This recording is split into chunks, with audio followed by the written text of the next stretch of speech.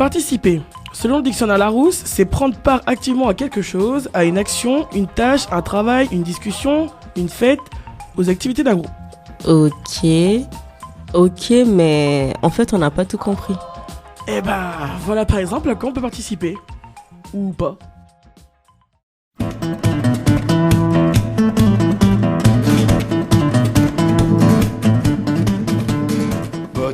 Aux tâches ménagères, à la formation, à l'émission de radio, Au ménage, au repas, au linge. à faire à la table, à faire à manger, à bricoler, à couper le bois, Promener les chiens. au ménage, à vider le lave-vaisselle, à emmener les poubelles dans le conteneur. On est obligé de participer. À quoi tu n'aimes pas participer? Aux décorations de Noël, ça me vénère. Et sinon, j'aime pas participer non plus à la vaisselle, mettre dans le lave-vaisselle et mettre dans la machine à laver, ça pue. Je n'aime pas participer au sport et au régime. Moi, je n'aime pas participer à la politique. J'aime pas participer à la connerie humaine et j'aime pas participer au système bancaire. Je n'aime pas participer aux bagarres. J'aime pas participer à l'enrichissement des grands groupes commerciaux et je préfère participer à faire vivre les petits commerces. Moi, j'aime pas participer aux lectures à voix haute. J'aime pas participer aux teufs et trucs comme ça, quoi. Moi, j'aime pas participer aux promenades quand il fait froid dehors. Tu sais quoi? J'aime pas participer au ménage. Moi, je n'aime pas participer à la disparition de certaines espèces vivantes. Je participe à rien parce que je suis fatiguée. Moi, j'aime pas participer aux lectures à voix haute. Ah, j'aime pas participer à ranger la maison. Au ménage de printemps, j'aime pas. On est obligé de participer? Je n'aime pas participer au réchauffement climatique en revenant en voiture au travail. Moi, j'aime pas participer aux réunions interminables où ce sont toujours les mêmes qui parlent et toujours les mêmes qui se taisent. Je n'aime pas participer à l'enrichissement des patrons et au fait de rendre plus riches ceux qui le sont déjà et plus pauvres ceux qui ont peu de moyens. Je n'aime pas participer à tout ce qui est embrouille.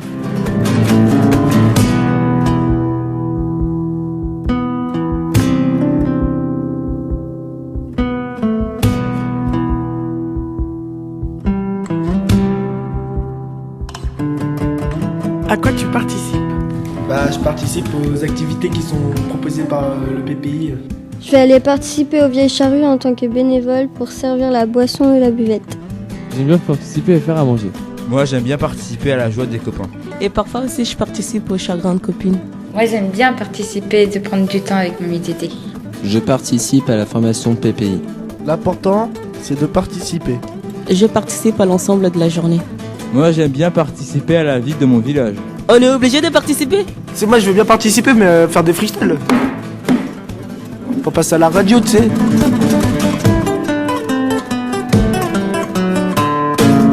Et si on participait?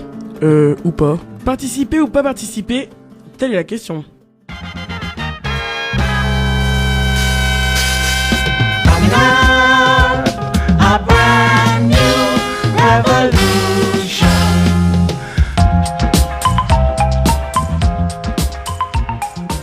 Nous sommes un groupe de 11 jeunes en formation à Ploërmel, à l'AMICEP. Une association d'insertion sociale et professionnelle. On a relevé le défi lancé par Timbre FM, créer notre propre émission de radio. Et on a tous participé à notre façon. Faire des reportages, écrire des chroniques, créer des jingles, lancer des débats, ou se mettre dans la peau du technicien derrière la console. Parce qu'il y a mille et une façons de participer. Et si vous voulez participer, vous aussi, tendez l'oreille.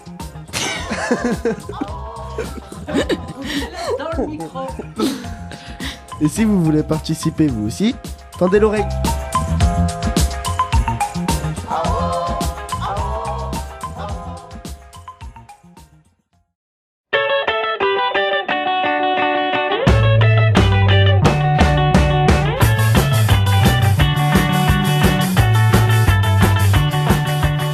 Et Jérémy, ça va ou quoi, tranquille? Ouais, c'est bien quoi.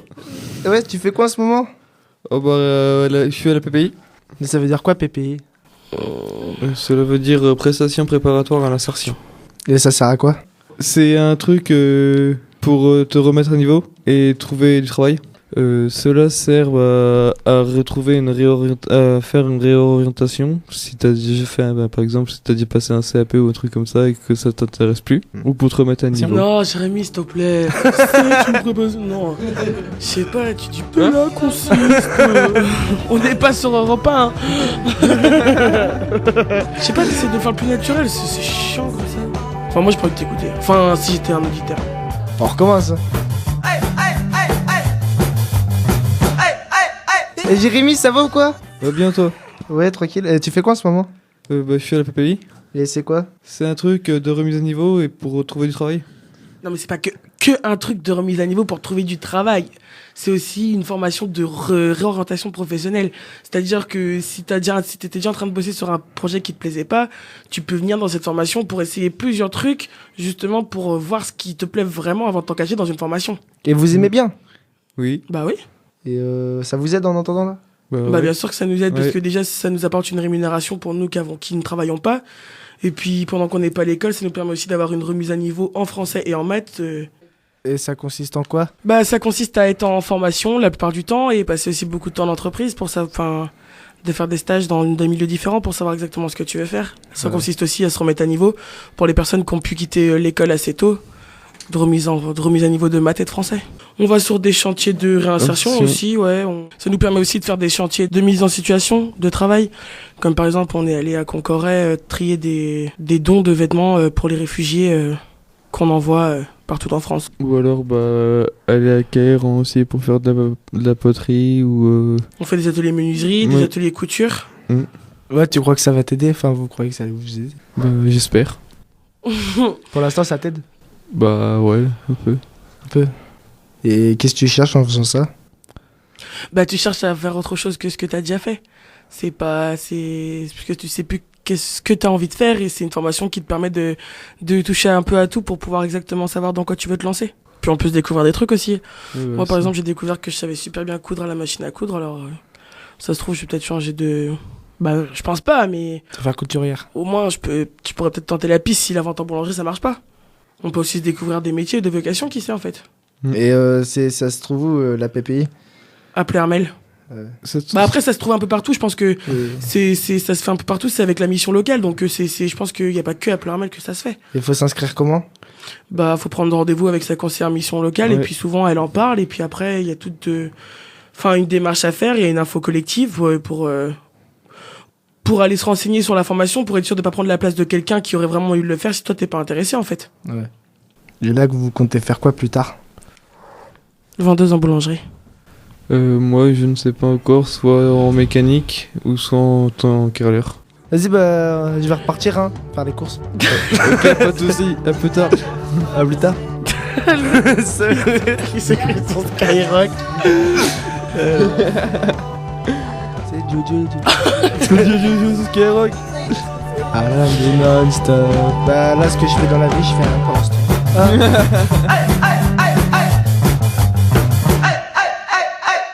Timbre FM, la radio des phénomènes. Timbre FM, la radio phénomène. Timbre FM, la radio phénomène. Vous connaissez les champs communs? Non. C'est une coopérative qui participe à redynamiser le petit village d'Augan. Allez, venez avec nous. C'est Anne-Catherine qui fait la visite.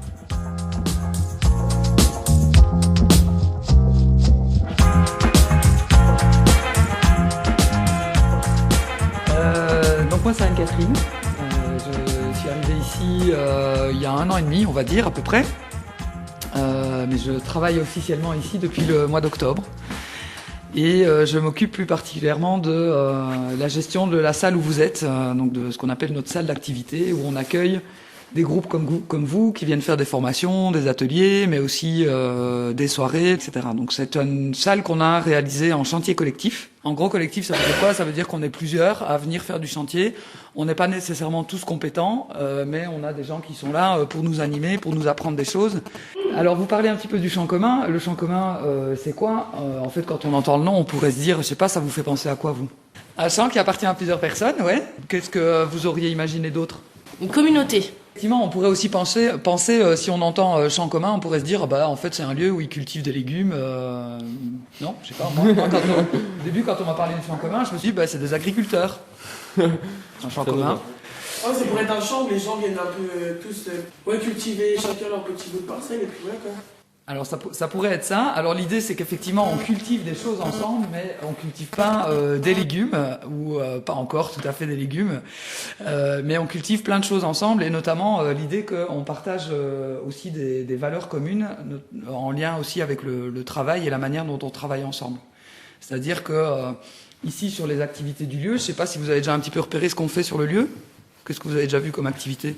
La brasserie. La brasserie. Il y a des chats. À l'époque, ils avaient un chat ici qui s'appelait le chat commun. Donc, et vous avez vu qu'il y avait aussi une épicerie et un bar.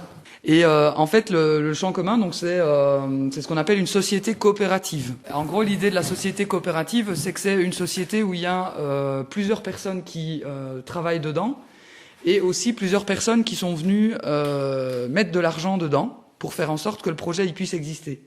Donc, vous savez que si un jour vous voulez créer votre activité, il faudra bien un petit peu de sous au début pour pouvoir lancer son activité. On peut parfois ne pas toujours être d'accord avec ce que font les banques et comment elles investissent leur argent et quel type de projet elles soutiennent. Donc il y avait de ça aussi un peu dans l'histoire du champ commun, c'est de dire on va essayer de voir si on peut pas trouver des gens autour de nous qui ont envie de croire au projet avec nous, de croire que c'est possible de recréer un commerce dans un petit bourg comme Augan et que ce commerce il puisse aussi créer de l'emploi. Alors aujourd'hui, le champ commun, il a été créé en 2009, où ils ont démarré en rachetant un des anciens bars du village. Et donc l'épicerie, elle a été créée en 2010, donc quelques mois après. Et puis en 2013, ils ont créé la brasserie parce qu'ils se sont dit, tant qu'à faire, on est un bar, pourquoi est-ce qu'on créerait pas notre propre bière? Avec aussi cette approche de dire, on va produire des choses par nous-mêmes, qu'on va vendre nous-mêmes aussi. Voilà. Et donc aujourd'hui, quand on parlait de collectif et tout ça, vous allez voir que dans chacune des activités du lieu, on travaille en collectif. Ça veut dire qu'il n'y a pas un spécialiste, il n'y a pas un chef par activité. On est plusieurs à faire les activités. Donc par exemple sur l'épicerie, on est tous patrons les uns des autres. En fait.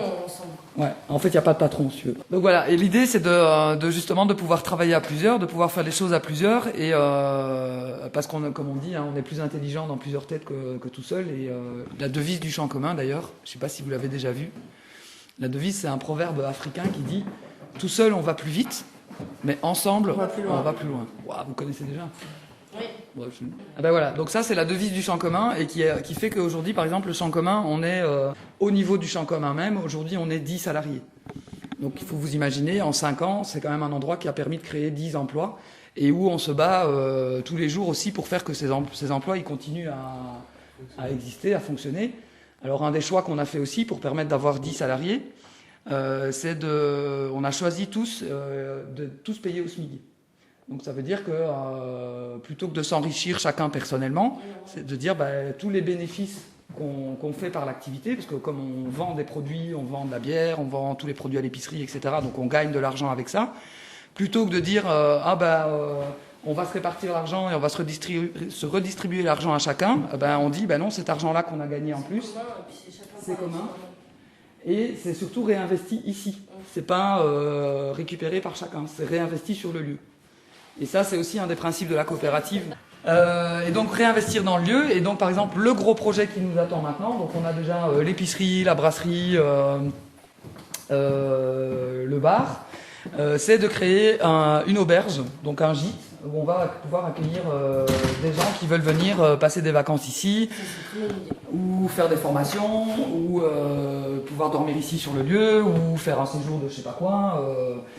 L'idée, c'est ce qu'on appelle une coopérative d'activité, donc ça veut dire que c'est pas limité dans le type d'activité qu'on voudrait développer, pour autant que ça reste un peu logique.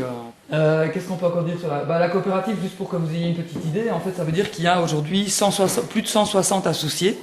Donc il y a des associés qui sont salariés. Les 160, c'est 160 personnes qui ont mis de l'argent dans le projet et qui a permis en fait de racheter le lieu, de développer les activités, etc., etc.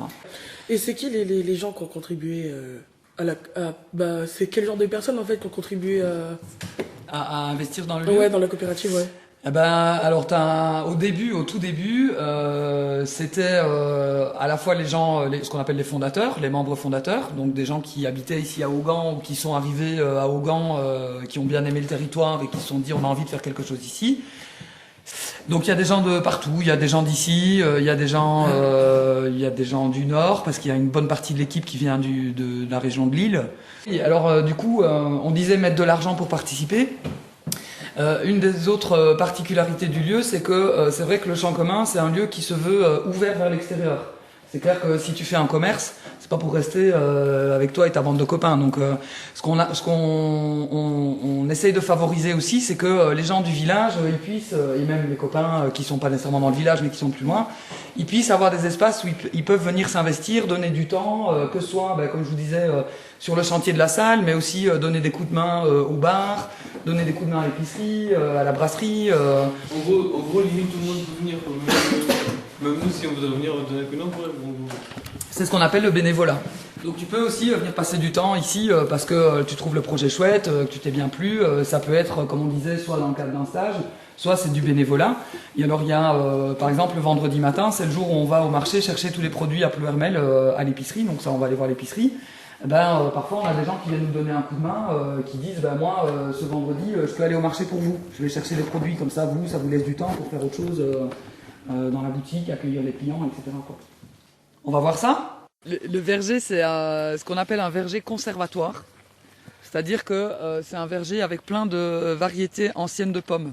C'est pas un espace réservé à une personne, donc c'est aussi un espace collectif. Donc on essaye aussi de faire du jardin ensemble, d'apprendre ensemble des choses, parce qu'il y en a qui savent certaines choses et d'autres pas. Voilà, c'était pour vous montrer ce petit lieu-là qu'on essaye aussi de faire un peu comme un lieu ressource. Alors là, en hiver, c'est un peu plus compliqué. Mais en été, c'est toujours sympa de venir faire ta petite pause dans le verger quand tous les arbres sont en feuilles. Du coup, je vous emmène voir les intérieurs.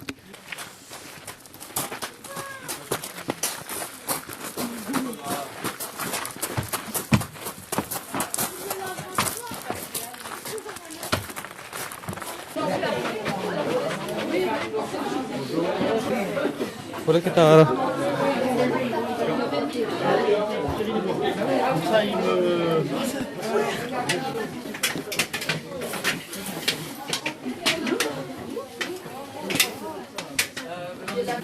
Donc c'est ici qu'ils produisent la bière avec, je crois, il y a 2 cuves pour le moment.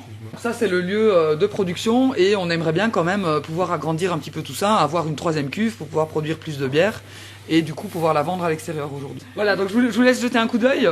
Là, nous quittons la brasserie pour aller vers l'épicerie.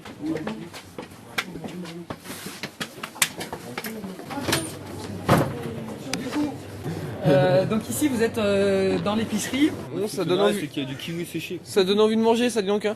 Ouais. Ça donne envie de goûter, ça dit Anka. Ça donne envie de goûter, bah oui, ça. Ça donne juste envie. Alors effectivement, parce que est-ce que vous allez acheter en magasin bio par exemple, ou est-ce que vous achetez des produits bio? Parce qu'il n'y en a pas. Non. Mais Charlotte, Charlotte elle mange bio. Comme ça, là, c'est comme ça que je prendrais déjà. Ah mais vous, est-ce que vous mangez bio? Non. J'essaie de manger le plus bio possible.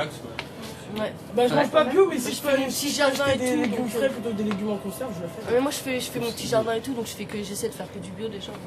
Y en a qui mangent bio, il y en a qui mangent pas bio, il y en a qui mangent des légumes frais plutôt que des boîtes, il y en a qui font leur jardin, d'autres qui font pas leur jardin. Et on veut pouvoir respecter les choix de chacun aussi et pouvoir permettre à chacun de trouver les produits qui l'intéressent. On essaie de travailler aussi beaucoup avec les producteurs locaux. Ils sont pas tous, c'est pas tous des producteurs en bio. Travailler avec les producteurs locaux, ça veut dire quoi? Ça veut dire, entre autres, pouvoir être un point de vente pour eux. Avoir des points de vente, c'est aussi une manière pour nous et pour eux de valoriser le travail des gens qui essayent de produire en local. Et à votre avis, ça veut dire quoi, produire en local? Produire près de chez soi, oui. Aux alentours, dans la commune. Voilà, donc effectivement ça veut dire produire et donc commercialiser dans les alentours de chez soi et pas d'aller vendre à l'autre bout du monde, dans l'objectif aussi de pouvoir continuer à garder ce qu'on appelle une dynamique de territoire, c'est-à-dire qu'il y a des liens, des échanges et où on essaye aussi au niveau de la protection de l'environnement de pas exporter ses produits à l'étranger pour diminuer l'impact sur l'environnement de l'exportation des produits, etc. Tant qu'à faire, autant pouvoir, si on peut, autant pouvoir vendre ces produits proches de chez soi, quoi. Voilà pour l'épicerie. Je vous remercie pour cet accueil et puis de nous avoir montré un peu tout ce qu'il pouvait y avoir, tout ce que pouvait faire le champ commun, quoi. Avec plaisir. À bientôt. Merci. Et vous en direz des nouvelles. La BPI est avec vous sur Timbre FM au 106.6 et elle vous en met plein les tympans.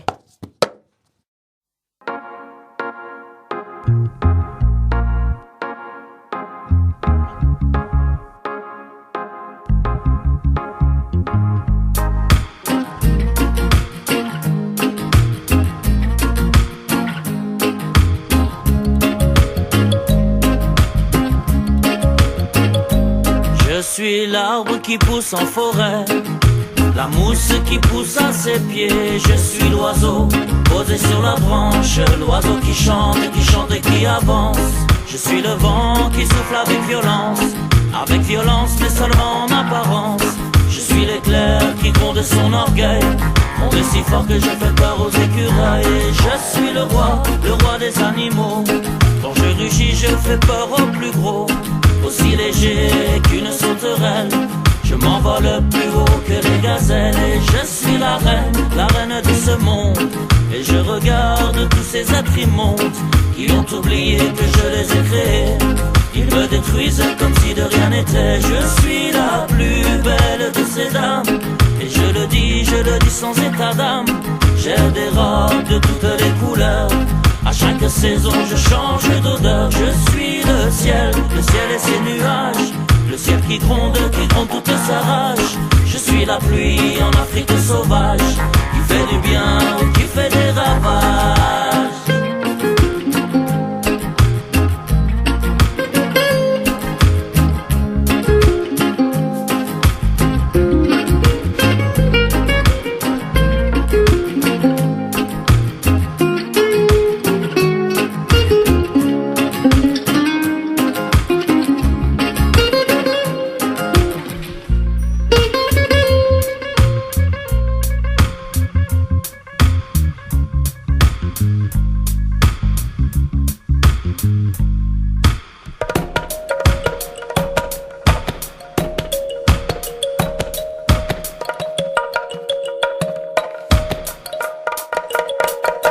Je suis la planète tout entière, couvert de bleu ou bien de vert.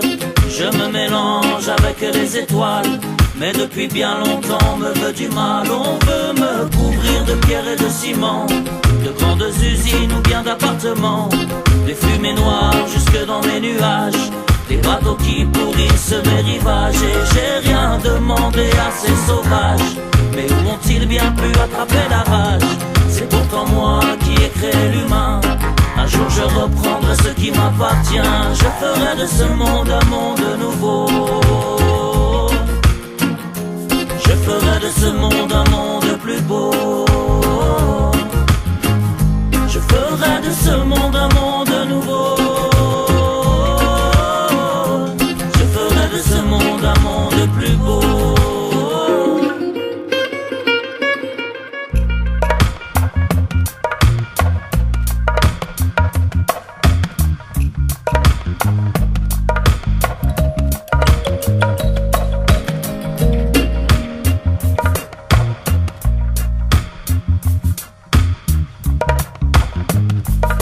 Un jour je reprendrai ce qui m'appartient. Je ferai de ce monde un monde nouveau. Je ferai de ce monde un monde plus beau. Je ferai de ce monde un monde nouveau. Je ferai de ce monde un monde plus beau.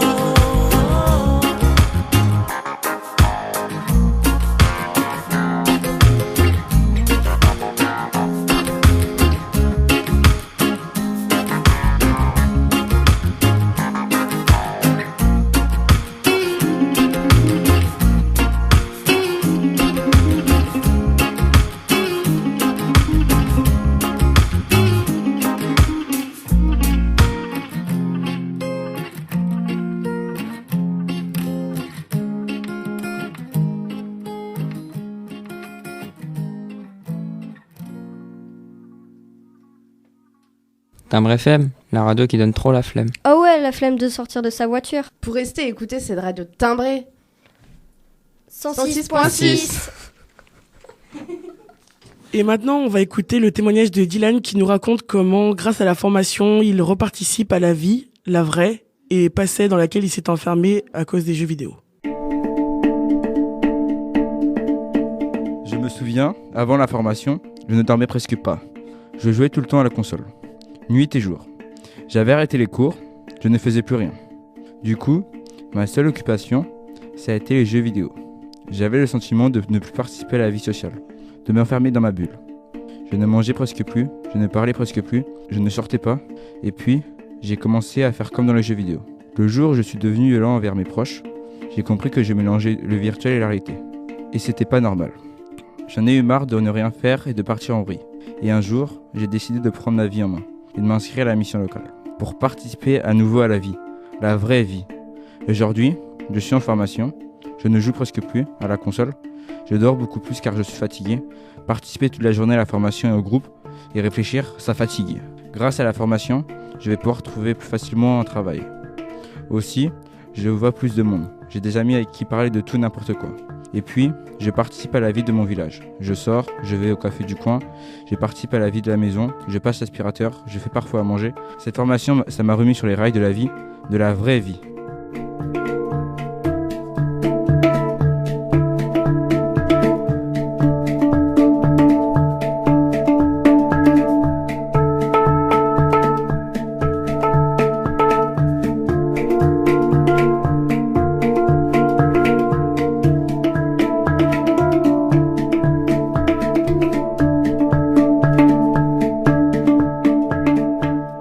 Temblé FM, la radio de Temblé, c'est le 106.6. Ça va quoi? Ah bah ouais, tranquille et toi? Ouais, ça va. Dis-moi, t'as vu le dernier snap de l'autre là? Ah ouais, j'ai vu et tout, c'était non, terrible. Mais c'est abusé. Et le pire, c'est qu'attends, son pote, il a osé m'ajouter sur Facebook. Alors, sérieux? direct, j'ai tweeté. Ouais. J'ai tweeté. Et comme j'ai mis une photo Instagram, le mec, il like ma photo Instagram, quoi. Sérieux, quoi? Je te jure. En plus, le mec, comment il est moche et tout, je sais pas pourquoi il était... T'as vu? Et puis il a quoi? Sur Twitter, il a quoi? 30 abonnés? Vas-y, moi, je l'ai unfollow, c'est bon, ça m'a saoulé. C'est clair, hein, t'as raison. Sinon, toi, la famille et tout, ça va? Bah écoute, je sais pas, j'ai pas trop de nouvelles, j'ai pas eu le temps de les voir cette semaine. Et toi? T'as parlé à ta sœur? Bah non, ni à ma mère, à personne. Ouais. Ok. Bah sinon, vas-y, on s'envoie un message. Ah bah vas-y, ouais. Ça marche. Ouais, tu me snapperas. Je te snap. Bisous. Bisous.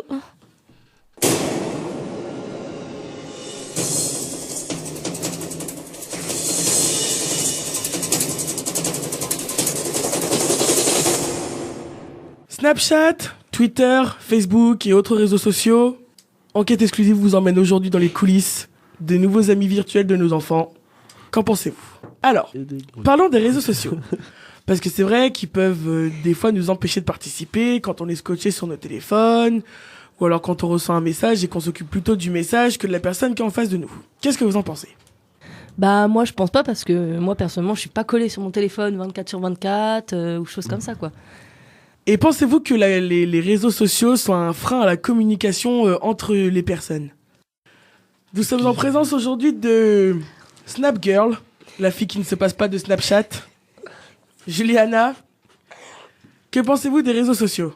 Bah exemple, comment dire, Snapchat, Snapchat ça me sert genre prendre des photos, poster des photos, envoyer des photos à nos amis, parler. Non mais c'est vrai que des fois tu prends quand même 50 photos par semaine quoi, même pas 50 photos par jour.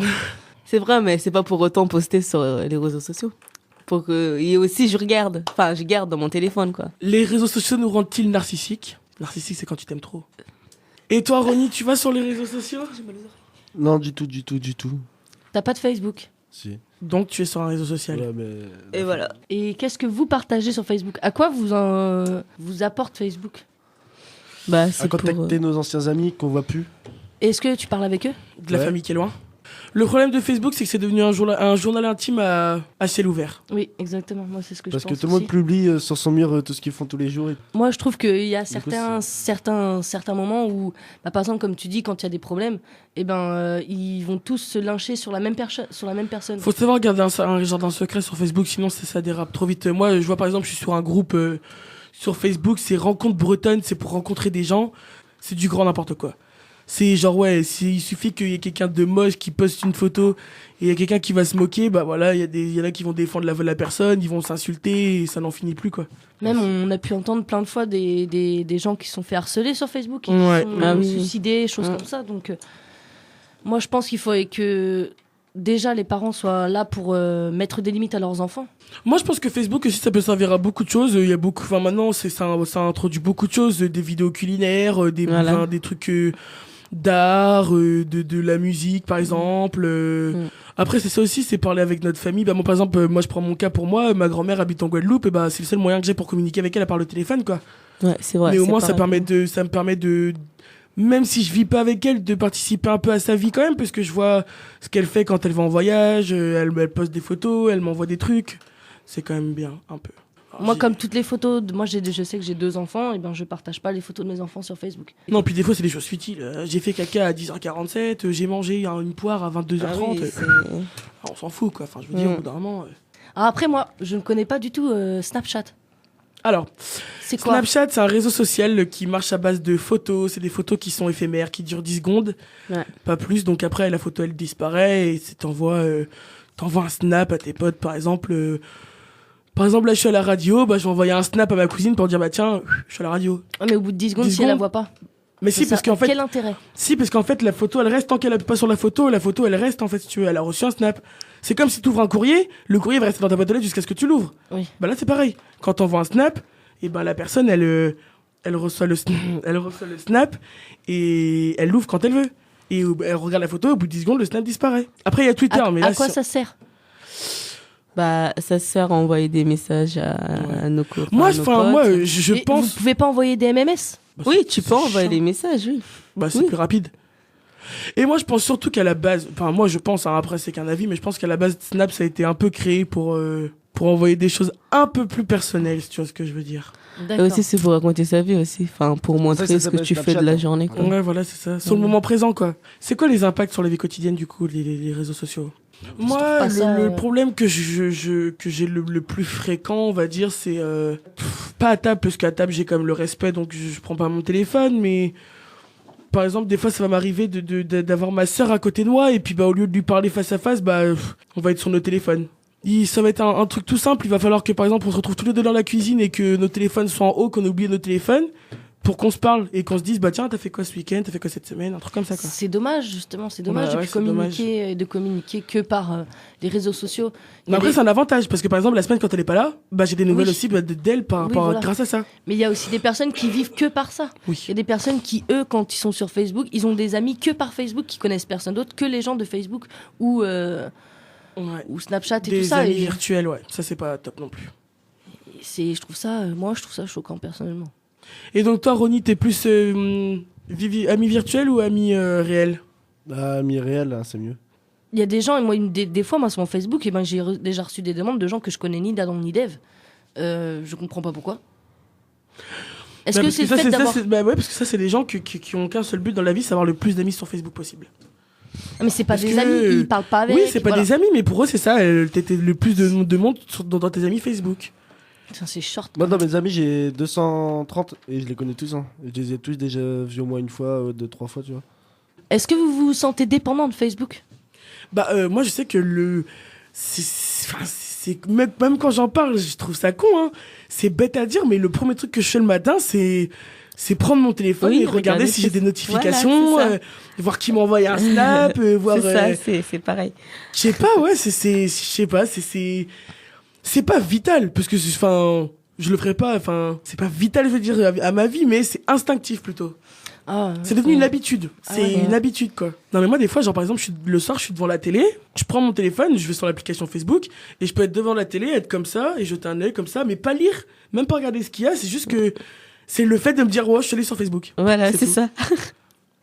Moi, j'ai l'impression que des fois, c'est tout ce qui est réseaux sociaux. Après, je parle même tout en général, donc c'est-à-dire réseaux sociaux, ordinateur, téléphone, console. Je trouve que plus ça va et plus ça rend bête les gens.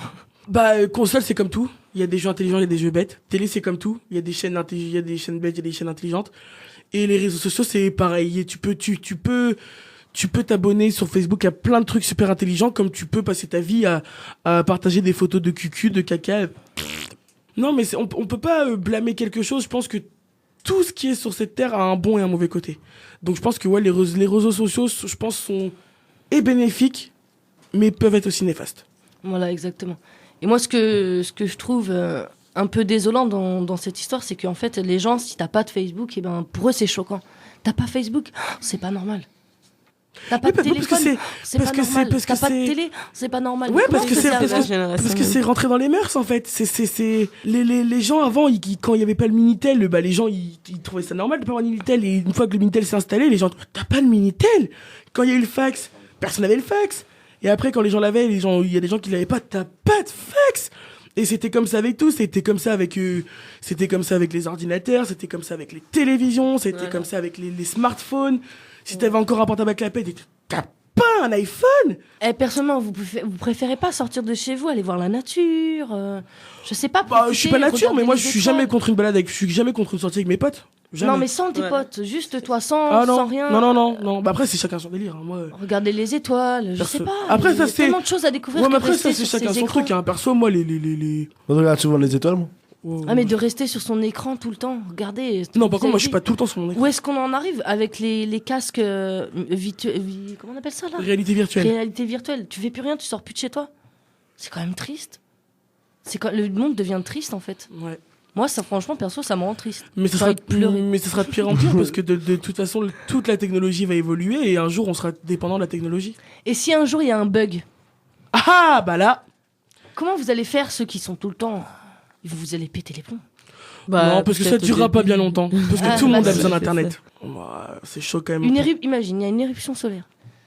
Ça crame tout ce qui est télé, ordinateur, nanana. Comment tu fais ? Moi, je sais ce qu'ils vont faire, ils vont en fabriquer d'autres. Donc pendant tout ce temps-là, qu'est-ce que vous allez faire, ceux qui sont à fond dedans, quoi ? On jouera à la crapette. Le Scrabble. Ouais, moi je kiffe trop les jeux de société quand même. Donc pour finir, après, chacun ses opinions, chacun fait ce qu'il veut sur Internet, mais méfiez-vous quand même. Faites attention. Voilà. L'important, c'est que chacun ses opinions, ceux qui veulent être sur les réseaux sociaux, ceux qui ne veulent pas y être, ou alors qui veulent y être seulement temporairement. Chacun fait comme il a envie. L'important, c'est de se protéger sa famille, et ne pas oublier que de toute façon, surveiller. Voilà, on aura toujours les gens réels autour de nous, et ce seront sûrement pas les gens qui sont derrière leur écran qui viendront nous sauver. Exactement.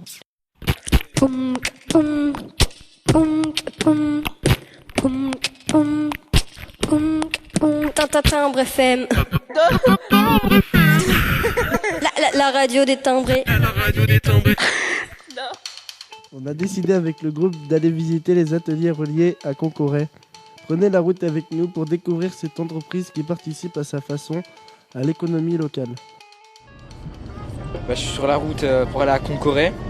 J'écoute Timbre FM. On a Barmel dans un camion et on va à Concoret aux ateliers reliés pour visiter l'atelier.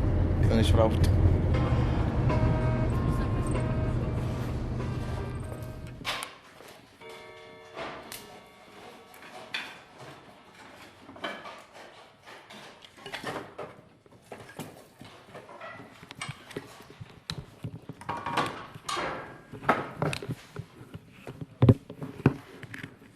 Pouvez-vous représenter les ateliers ? Les ateliers reliés, c'est 3 personnes qui travaillent ici en collectif.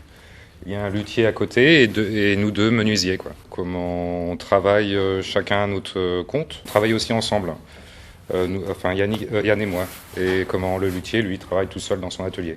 Et on a certains chantiers, on est séparément, tout seul. D'autres chantiers qu'on prend en commun. Des fois, moi, je vais aider Eric sur ses chantiers. Des fois, Eric vient m'aider sur les miens. Et en fait, les ateliers reliés, c'est une coopérative d'artisans. Donc voilà, chacun est artisan à son compte. Et la coopérative possède le bâtiment, les machines, le gros matériel de chantier. Et voilà, ça permet de mutualiser les moyens. C'est plus économique et puis ça crée une bonne ambiance. Combien gagnez-vous ? C'est ma question. Alors, combien on gagne, ça dépend des mois, évidemment. Ça dépend du boulot qu'on a, des chantiers, si on a bien calculé les devis ou pas. Et en gros, on gagne pas lourd quand même.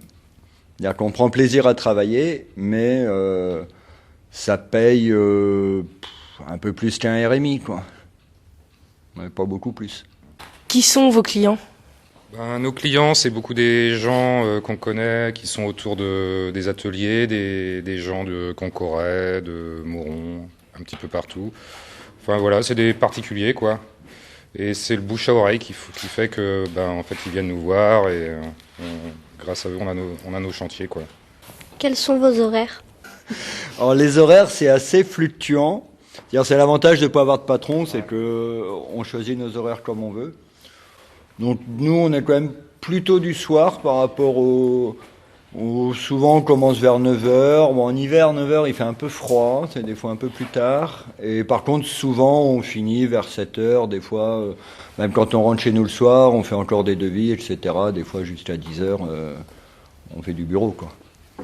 Ça arrive, en tout cas moi, à Gwendal aussi, ça nous arrive de travailler le samedi et le dimanche, parce qu'on donne des cours pour des particuliers. Donc Gwendal en lutherie, moi en menuiserie. Donc ça, on se met plutôt sur les périodes où les gens travaillent pas, donc c'est les jours fériés, les dimanches.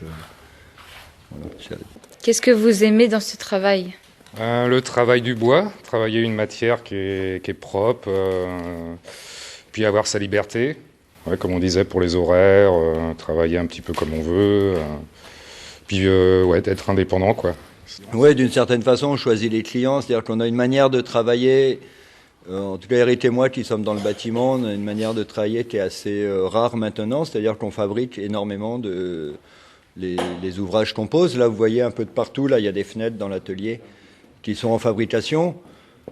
On sait d'où vient le bois, parce que c'est du bois local. Là, en l'occurrence, la plupart, c'est du bois qui vient du camp de Couette-Tidan, là, de la forêt. Donc, on est à quoi, 15 km de là où l'arbre a poussé. Et puis, ça va être posé à 4 ou 5 km d'ici maximum.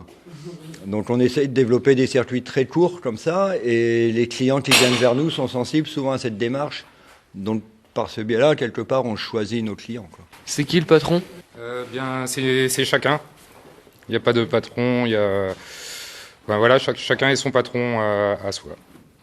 Et pour la gérance du collectif, chacun fait une année où il s'occupe des papiers. Donc voilà, on tourne un petit peu, mais tout le monde s'entraide un petit peu pour les paperasses, quoi. Combien de temps avez-vous mis pour monter le projet ? Alors le projet, on l'a créé en 2008. Et de mémoire, ça a dû prendre 6-8 mois à peu près, je pense. C'est-à-dire entre le moment où on a vu l'atelier, on a rencontré Claude Alitz qui partait à la retraite, qui vendait son atelier, et le moment où on a trouvé le bon statut juridique, donc le fait de se mettre en SARL coopérative. Déjà de trouver les personnes au départ, on était c'était 3 autres personnes. Il y a un associé entre-temps qui est sorti et Eric qui est arrivé depuis. Et donc voilà, de réunir un groupe de 3, de trouver le statut juridique qu'il nous fallait, de trouver les financements, etc. Il y a un club Sigal qui est rentré. Alors c'est-à-dire que c'est des gens du coin qui ont mis un peu de sous aussi dans l'histoire pour nous aider. La Nef, une banque qui nous a fait un prêt, quoi, etc. Donc tout ça, ça a dû mettre à peu près 6-8 mois, quoi. Et en juillet 2008, on a pu rentrer dans les murs et commencer à travailler direct. Parce que l'atelier était déjà opérationnel. Que fabriquez-vous ? Alors, on fabrique des fenêtres, on fait des jeux en grand, des jeux en bois, des étagères, on pose du lambris, on pose du bardage aussi chez les gens, on fait du plancher, on fait des meubles aussi. Yann fait de la restauration de meubles. Voilà, tout ce qui touche au bois, quoi. Et Gwendal fait des luttes. Des quoi ? Des luttes. Des luttes, c'est comme une mandoline. On va aller voir après. C'est un instrument à cordes. On va aller voir son atelier. Par contre, vous touchez à rien parce qu'il y a plein de trucs. C'est assez fragile. Dis donc. Mais à la radio, on ne le voit pas. Non, c'est pour ça que il y en a je qui le décriquent. C'est gravé en tout petit dans le bois. Il y a on dirait une étoile. Ça fait un peu un mandala au final. Voilà, et ça, c'est des copies d'instruments anciens qu'il fait, c'est-à-dire que ils sont une dizaine en France à peu près, 10-12 à faire ça.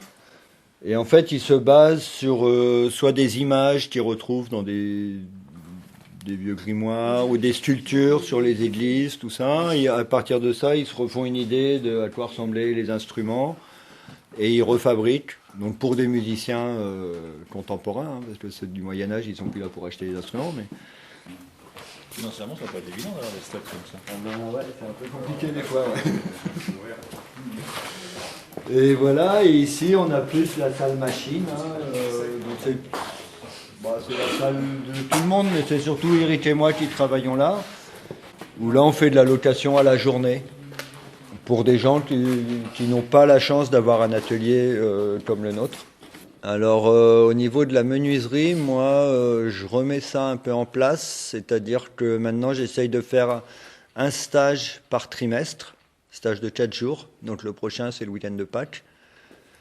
Et ensuite je fais une fois par mois des ateliers ouverts où les gens qui sont déjà un petit peu formés, donc ont au moins fait ce stage-là, à moins qu'ils aient déjà des connaissances d'avance. Donc une fois par mois, je fais des ateliers où les gens peuvent venir réaliser leurs projets personnels. Donc là, en ce moment, par exemple, il y a une personne qui fait une cuisine, enfin elle a déjà fait toute une partie de sa cuisine, puis là elle revient faire, comment on appelle ça, un meuble avec 3-4 tiroirs, quoi. Et une autre personne qui fait toute une bibliothèque, tout un pan de mur en bibliothèque.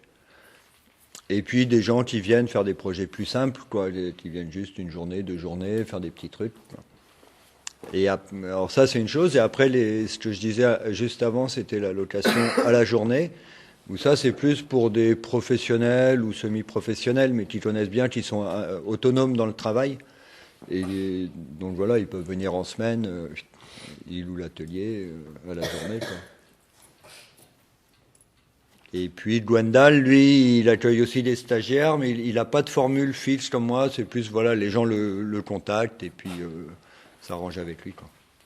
Pourquoi vous avez choisi ou c'est mieux de travailler là, comme ça, ici, dans les ateliers reliés, plutôt que d'aller dans une entreprise de menuiserie où il n'y a plus qu'à venir pointer le matin et puis... Ah ouais. C'est ce qu'on disait tout à l'heure, parce qu'on aime bien notre liberté, quoi. C'est-à-dire on peut choisir nos horaires, choisir nos manières de travailler, choisir pour qui on travaille. Ça donne un sens aussi. C'est vrai que moi, quand je fabrique une fenêtre, par exemple,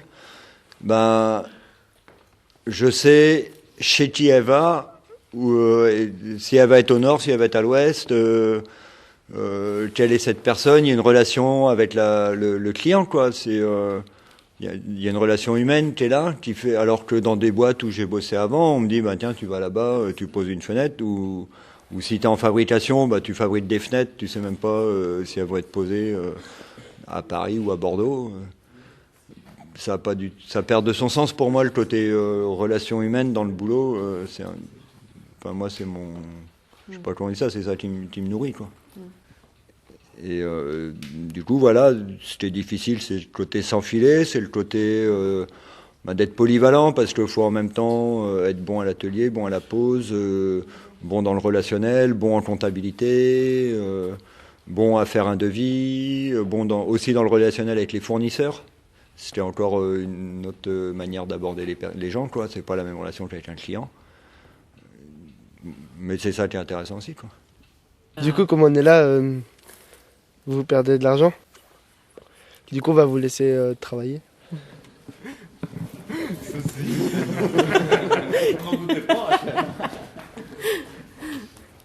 Ouais, après le truc c'est de réussir à se donner les moyens de faire ce qu'on aime, quoi. Donc, Quand on veut, on peut. Quand on veut, on peut, ouais. Ah oui, bien sûr, ouais. Après, ça vaut le coup de se former parce que voilà, quoi. C'est ça aussi le fait d'avoir chacun un métier que tout le monde autour ne possède pas forcément, ça fait que les gens ont besoin de nous, donc on a du boulot, quoi. Parce que autant moi j'ai besoin d'un garagiste pour réparer ma bagnole, autant lui il a besoin d'un menuisier pour poser sa fenêtre.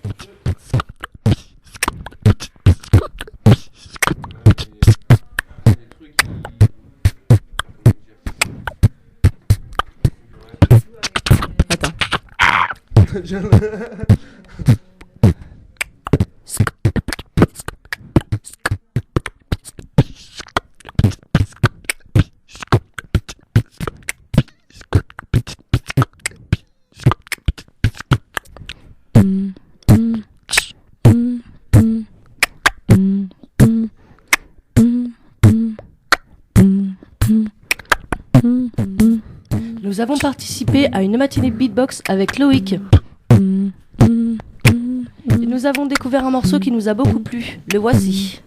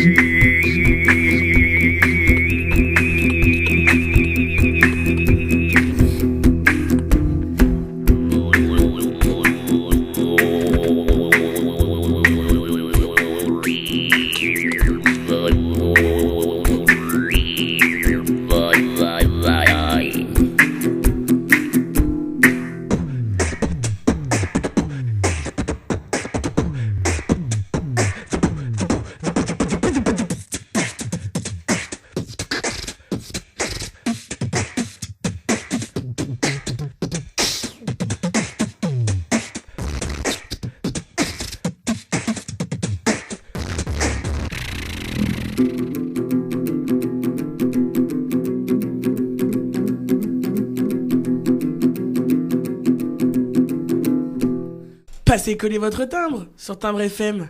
Et ouais. Brenda va nous raconter comment un accident tragique de sa vie a fait naître entre elle et une personne plus âgée une belle amitié.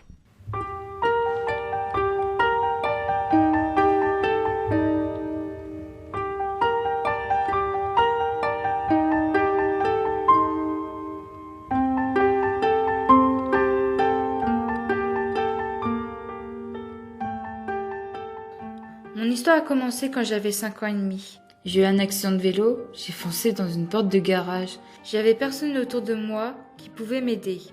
J'étais toute seule. Et là, une personne est arrivée.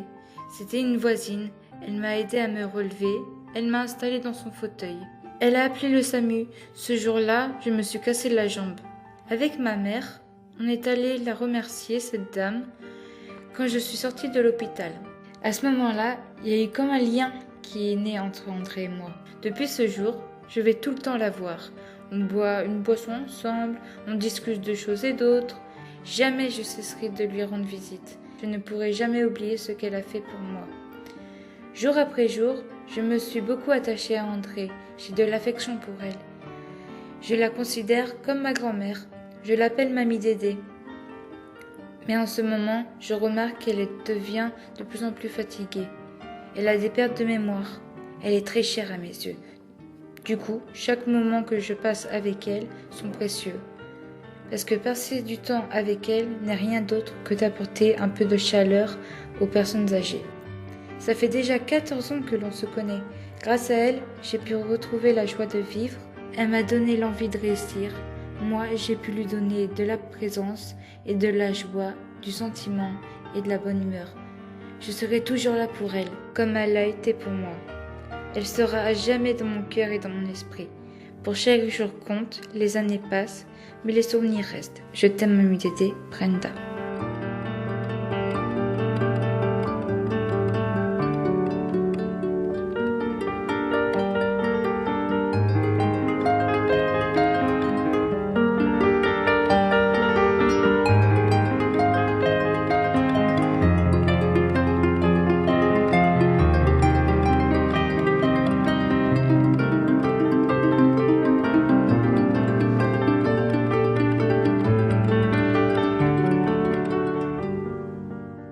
Dans le cadre de la formation, on va à Guillac pour faire de la couture, de la menuiserie et de la poterie. Et c'est là qu'on a rencontré Julie, qui nous a fait découvrir la poterie. Elle nous a fait visiter son atelier à Augan. C'est parti. Nous dirigeons vers l'atelier de Julie. Voilà équipé. Nous frappons à la porte pour pouvoir rentrer. Elle arrive.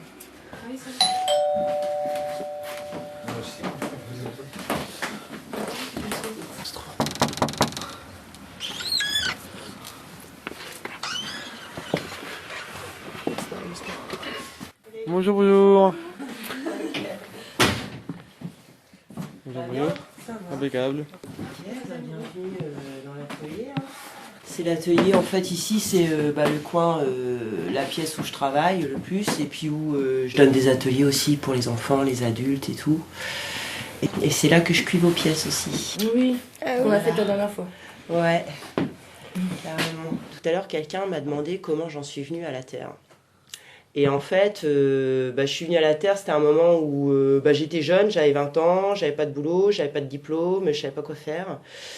Et donc j'étais chez moi et comme je suis très manuelle, je me lançais dans des trucs comme ça. Et c'est quelqu'un que je connais qui m'avait fait ça et qui du coup m'a offert un bloc de terre. Puis qui m'a dit tiens, essaye ça. Puis depuis, j'ai pas arrêté. Non mais c'est marrant, c'est vraiment... Il y a des trucs qu'on fait dans la vie, c'est des...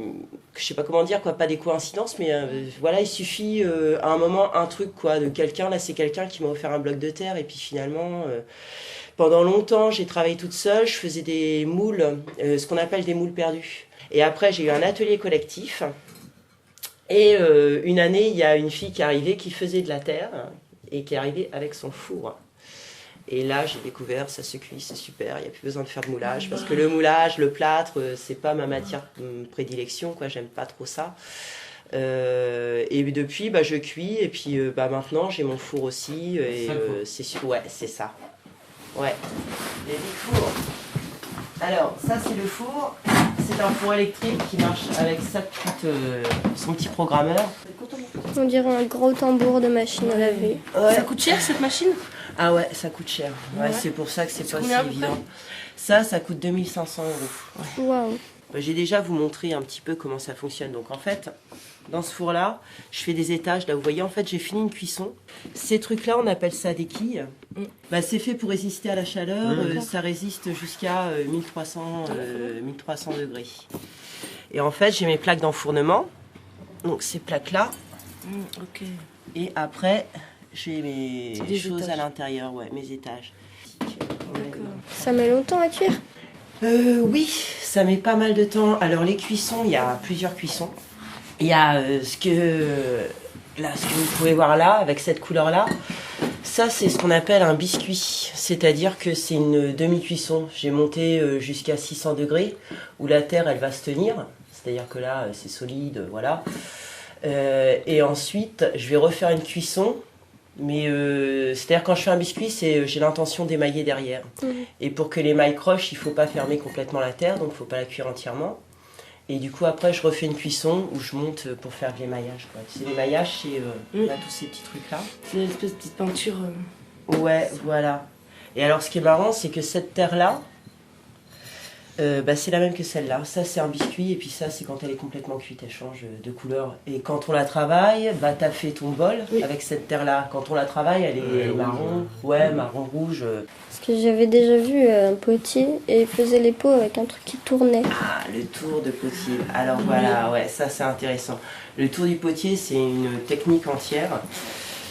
Qui est super, c'est vachement beau. Moi, j'adore voir les gens monter leurs pièces et la tourner.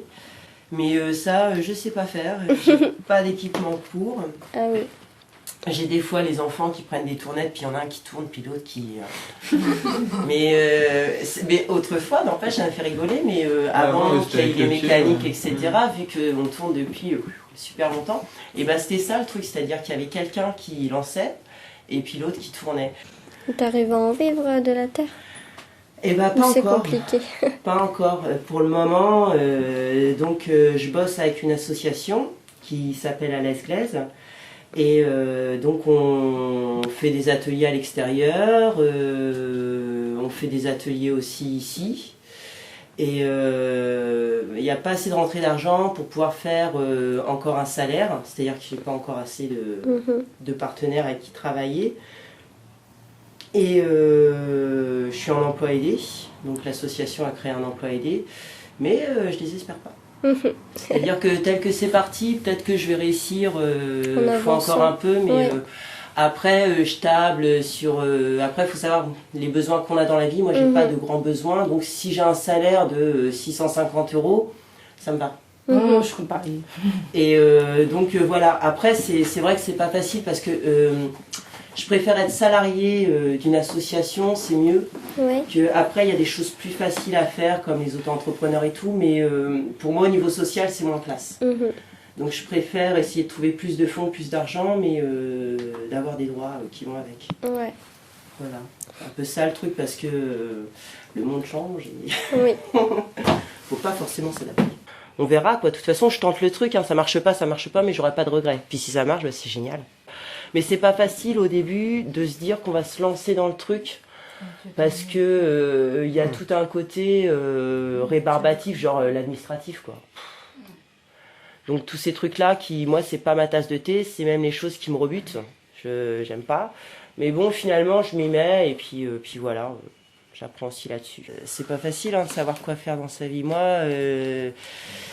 pendant longtemps, j'ai pas su quoi faire, je dirais, jusqu'à mes 27 ans. Hein. Et on sait pas, après, c'est les rencontres, les trucs comme ça, quoi.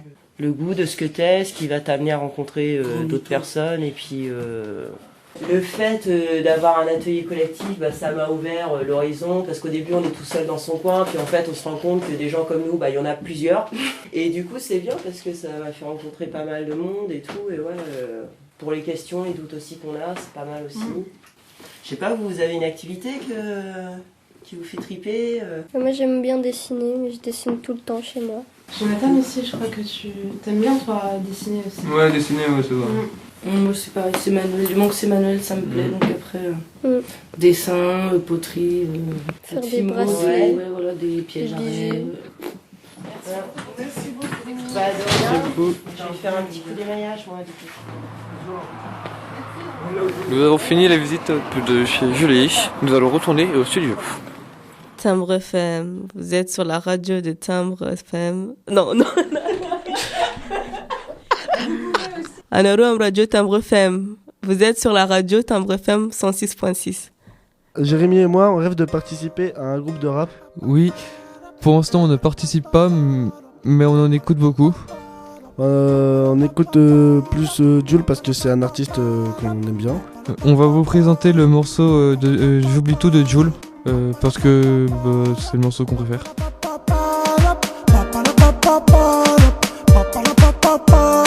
J'fume des grosses barres, j'm'étouffe. Il me reste 2 sticks, j'm'étouffe. J'ai fait un rêve 38 ans. J'disais au patron, j'guette tout. J'sortis moi calé. J'entends Acha descendre. Ça finit au palais. Famille en pleurs stressante. Trop de mises qui me pistent autour de la piste. Fixée ou vide.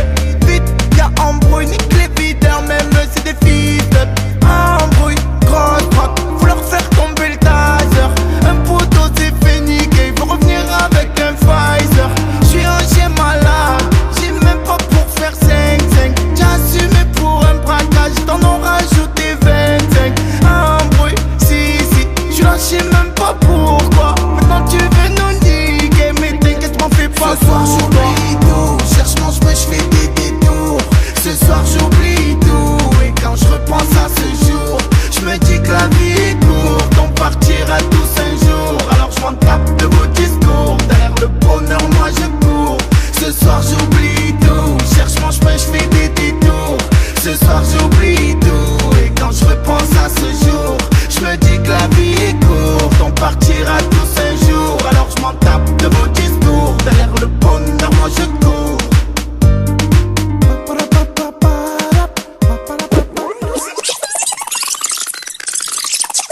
Bon, Jules, ça va un temps, mais bon... Ouais, mais Jules, c'est pourri, hein, c'est... Ouais, nous, ce qu'on veut écouter, c'est de l'afro-trap. Bah ouais, l'afro-trap, c'est un mélange de trap et de... Trap africain, voilà. Ouais. C'est tout à fait ça. Du coup, bah, on va écouter MHD, La Puissance, afro-trap, partie 7.